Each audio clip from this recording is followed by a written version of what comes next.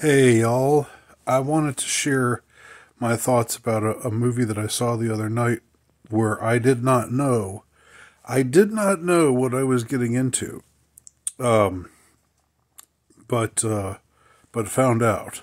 I've effed around and I found out, as as the popular saying goes today. Um, the movie is called Soft and Quiet, and for the first 10 or 15 minutes, you don't really know what's going on. Now, I'm going to say, generally speaking, this is not a positive review of this movie, but it's for reasons that will soon make sense. It was an interesting movie to watch once I found out what it was actually about. And one thing I will say about the movie is it seems to all be one long, continuous shot. You know, like Alfred Hitchcock's Rope, and like what was that movie from a few years ago, 1917, set on the battlefield, World War One, where they had that same conceit, where everything is just a continuous shot. There's no cuts ever. This is another movie like that. Another movie with that conceit. I don't know what the purpose is for it or the reasoning is behind it, but there it is. So we initially follow this woman, this pretty blonde woman who seems kind of stressed out and emotional. And the first thing we see is her stepping into a toilet stall and urinating on a pregnancy stick, and then saying, hoping that it shows that she's pregnant, and then she starts crying. So that gives us that indicates that she wanted to get pregnant, but that she's been unable to. So that's the first we see of her. She walks outside. she's in a school, and we find out that she's a teacher in that school. And she walks outside and she sees one of her students, or a boy who had been a student of hers a few years ago. She talks pleasantly to him, but one weird thing that she does is she seems really irritated by this lady janitor who's pushing this thing around to clean the floor, and it's making a lot of noise. And she tells the boy to go up to this lady, the janitor, and say, excuse me, could you wait until I'm gone to do that? Because she says, you were walking right behind her and you could have slipped and fallen on the floor. So instantly it's sort of like a kind of like a Karen sort of moment. It seems really weird, really strange, a thing that she puts him up to doing this when this isn't even her kid. So that's the first indication. Well, we've had several indications that this woman is a little bit high strung, that she's she's a little emotional, that she's I don't know, maybe not the most stable person in the world. So then she meets and talks with the boy's mother for a moment. Then she leaves and starts walking down this path, and she encounters another woman on the way down this path, and they start talking. And at first, the main lady, the heroine, if you will, the protagonist, the pretty blonde, not pregnant teacher. She at first is kind of cold to this other woman, but then she sort of once she realizes that this other lady and her are going to the same meeting, then she brightens up, and they're both carrying something, or she's got like a casserole or something under her arm that she's cooked for this meeting. So they go into what looks like a church building. They go upstairs to some meeting room in this church. And and there's a few other women there, and they greet one another, and it seems like a friendly sort of atmosphere, collegial sort of atmosphere between a group of 7 or 8 women, and then comes the big reveal. I'll give them points for this big reveal, okay? And I'm giving it away here. If you don't want to have it given away, then stop watching. But again, I don't think the movie is good enough to warrant, not spoiling this. So anyway, so that's why I feel okay about providing this spoiler early on. So so she takes out the pie. It's a pie. It's like a blueberry or a cherry pie or something that she's cooked. She puts it down on the table, and it's got a swastika carved into it.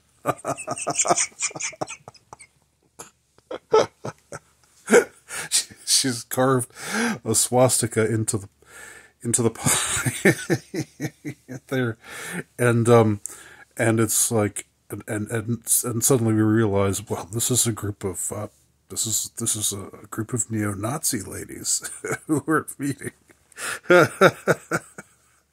And yes, all of them are white. And so now it becomes clear this is going to be some hard-hitting movie about, the alt-right is they seem so normal, and they even sort of blend in. You might meet somebody who's alt-right and not even know that he's alt-right or she is alt-right. So it's sort of taking that whole like, there's Nazis everywhere. They're everywhere. Of course, if you're a good neoliberal, then Nazis aren't that bad if they're Ukrainians, but that's a different story. Anyhow, but Nazis in America are, not good. So then the movie progresses from there, and I'm not even going to go into too much more after that. They have this meeting, and it's semi-interesting. The meeting portion, which goes on for maybe 15 or 20 minutes longer, is semi-interesting just because it's I don't know if this is Hollywood or just the movie, and this is not a big budget movie or anything, but it's like people in the movie industry who are obviously, very left leaning people, like trying to approximate what they think, white nationalist types of people sound like, what they think they talk like, the kind of, I don't know, turns of phrase that they use, or the kinds of, the ways that they expose their prejudices and what have you. It's mostly just, it's just laughable to see them, attempt to do this. And it's like they halfway, they've done their homework halfway. Okay. Like I can see there's been some effort to say, well, now what would this woman really be like? And like from her own point of view, what would, how would she put things? We don't, of course she's wrong. Of course we hate her. Of course she's terrible, blah, blah, blah. But if we were to try to make her sympathetic, how would she phrase things? How would she talk about this, that, or the other thing? And there's sort of like a half-hearted effort to sort of try to make them sound sympathetic, or try to make it sound like, oh, okay, well, we see, how certain things like affirmative action or whatever, they always go back to affirmative action. And like, whatever, how that could make you, not happy with certain ways. and blah blah blah. But then they inevitably just throw in some egregious racial slur, or I don't know. I mean, and it's partly that knowing a lot of these sorts of people, like knowing that they don't behave in this way, generally speaking, and just seeing how they miss the mark in so many ways, and how in spite of some effort to be authentic, and I give them points for this. I give them points for the twist, like the blueberry pie swastika cake. It was a kind of whoa moment. And up to that point, you don't really know what's going on, and nothing in the description of the movie tells you anything about that sort of stuff.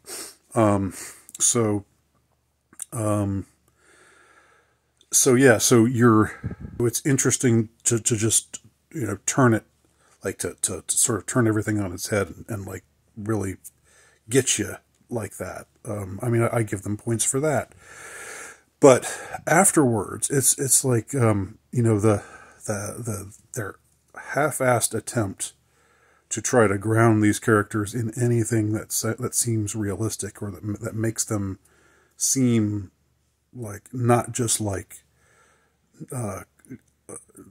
cardboard cutouts of awful people, out of a liberal's nightmare. Like just how quickly that vanishes, and how soon they like make these women into just these caricatures of awfulness. And it only gets worse. It only gets worse after that opening scene. There's a confrontation with a couple of non-white women that they have that's so over the top, and so I don't know, just and then I could see where the movie was going after that, and I thought, this is just going to get worse. I was my morbid curiosity wasn't holding up at around the midway point, where when I saw where this was headed, and then I looked ahead and saw saw the spoilers, and I thought, I don't think I want to subject myself to this, because it just gets more. It gets more and more outlandish, and more. They just, these characters become more and more ridiculous, and it would have been much more interesting to try to, like, if they had tried to ground these characters, tried to make these characters sympathetic, even, but from the filmmaker's point of view, they just have these terrible beliefs that make them, that completely alienate them from the audience. But if they had tried somehow to make them, relatable in more ways, but I guess the problem is that they just can't do that. Like, even when they halfway want to do that, and I can see that the makers of this movie kind of halfway wanted to, like not go the route of just cardboard cutout, like plaster villain kind of deal, like caricature villains, but they just can't help themselves. That's the problem of the time that we're living in. Any effort to explore the other side, and like this is the other. I think that's the other thing. Like, I think the makers of this movie, it's kind of part of their mentality that anything that anything that is conservative ultimately is really just they're really just neo-Nazis. So I really think they think in their heart of hearts that Jordan Peterson and Ben Shapiro and the Daily Wire gang, in spite of obvious reasons why they wouldn't be Nazis, in Ben Shapiro's case anyway, and the case of others at the Daily Wire, that still that whole mentality just persists, that It really is a curious thing, because when long ago I was a liberal, like back when I was growing up, when I was a teenager, and in very young adulthood, I was a liberal. And when I was a liberal, when I identified with the left, I didn't know what conservatives actually sounded like. I couldn't, because you don't get exposed to them, unless they're in your family, unless they're people that you meet in a day-to-day sort of thing, because they're not people that you see. It's not what you see on TV. It's not what you hear on the radio. It's not, unless it's talk radio, if we're talking 80s, 90s, but this was even before talk radio was really around. So the default position is just, everybody agrees with me, and if you don't agree with me, then what's up with that? That's the sort of default position. You sort of can't help but be, insular if you're a lefty, because what you tend to see and hear, and what gets reflected back to you in colleges, on the news, just about everywhere, every mainstream source, what reflects back to you is what you already agree with. Whereas if you're on the other side, or even if you're, sort of in the middle, if you're questioning of the left, or if you are down on the left for this, that, or the other thing, then it's kind of a tactical advantage in some ways. You already know the kind of things that they're going to say. You already know the way that they tend to behave. You know what sets them off. You know the words and phrases that they use, the bromides that they favor, and so forth and so on. Whereas when you're on the left and you're trying to sound like this Nazi bitch from suburbia, you're just you don't really have anything to go on, and so you just revert back to these caricatures that are totally out of left field, or out of right field, let's say, but just don't have any relationship to how people actually behave, how people actually talk or think. One other interesting thing about the movie is there's a young woman who is a blogger, and she's on Instagram, and I guess she's sort of a what you would call an influencer, even though I hate that word. But a very bright young woman, and she goes under the title "Feminine, Not Feminist." Maybe you've heard of her. Her name is Annalise, and her handle is "Feminine, Not Feminist." And at one point, this woman is writing, has a whiteboard she's writing stuff on, like, here's some things we need to do to get our movement going, and and finally when she starts to talk about how we're white women are the best, we're just obviously the best of all the women out there. She writes on the whiteboard, "Feminine, not feminist," and I was just like, I mean, it's one of those things where they're watching, they're spying on us, which us just being anyone who's on the other side of the spectrum, as they are, anyone who doesn't think that abortion on demand and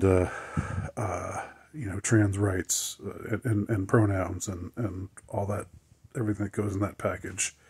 Everyone who doesn't think that stuff is groovy, they're they want it. They have their eye on you, and they're or at least their spies have their eye on you, and they're watching you, and they're seeing the kind of phrases that you use. I still remember the show. I can't remember the title of it right now, but there was a show on a couple of years ago that was about this right-wing terrorist group, and they had a character named Nowicki in it. It's the first time I'd ever seen a show with a character named Nowicki in it. Not only that, but there was another, the leader of this right wing group was named Colin Spencer, and so yeah, that's an obvious.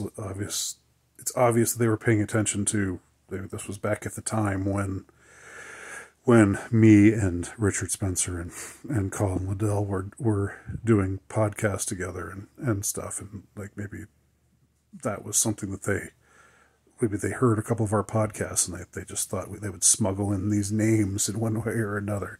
Anyway, the feminine, not feminist thing reminds me of that. But anyway, that's Soft and Soft and Quiet. Sorry, I forgot the title for a second there. If you've got Netflix and you want to check it out, if you want to laugh, take a look at it. But I just wanted to comment on it just for the yucks. Thanks for watching. Let me know what you think below.